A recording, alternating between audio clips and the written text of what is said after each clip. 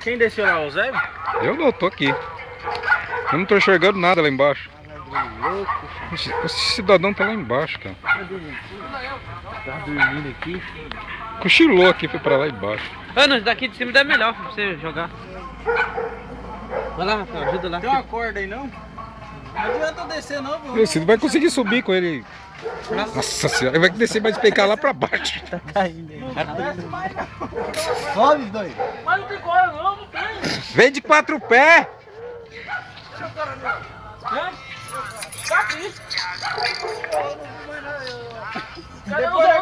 O senhor tava sentado aqui, o senhor cochilou, o senhor caiu. É, que bonito. Nossa, ele caiu em cima daqui. Peraí, vou buscar o velho. Então. Como é que você vai buscar o osso? Vai ser... O carro dele, o carro tá parado aí. Ele mesmo.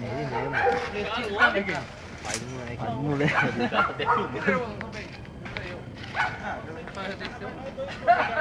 Sai daqui na filmagem, tá? Vem aqui, ó. Vai pegando ali. Vai, tu vai ter. Hã? Aí nós faz um aqui, porque se o cara vai... Não!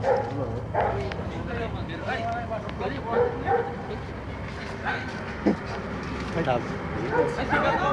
Bêbado? O cara também não demora muito. Já acharam o homem, já? Já, tá aqui, ó.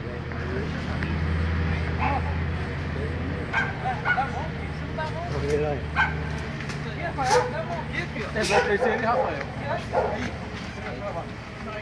Ah, todo mundo dá fogo.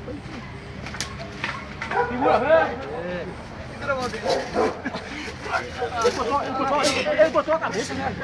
Cortou a cabeça? A cabeça dele tá em sangue?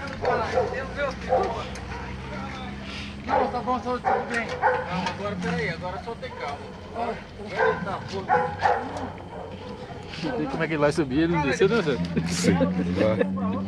Ele cortou a cabeça, né? Tá aqui, seu carro tá aqui. Vai cair de novo, caralho! É ele, mano. Porra, mano, tá mais mole que o velho, caralho! Dá o chinelo aqui! Não, olha! Dá essa mão ali em cima!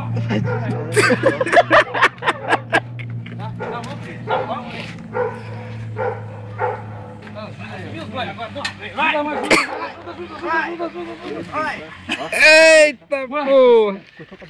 Ele cortou a cabeça. Vamos, vai, suba por aqui, ó, por aqui.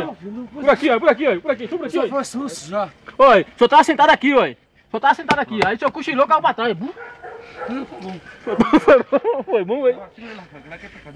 É porque essa aqui é uma cadeira de balanço, ó. Olha.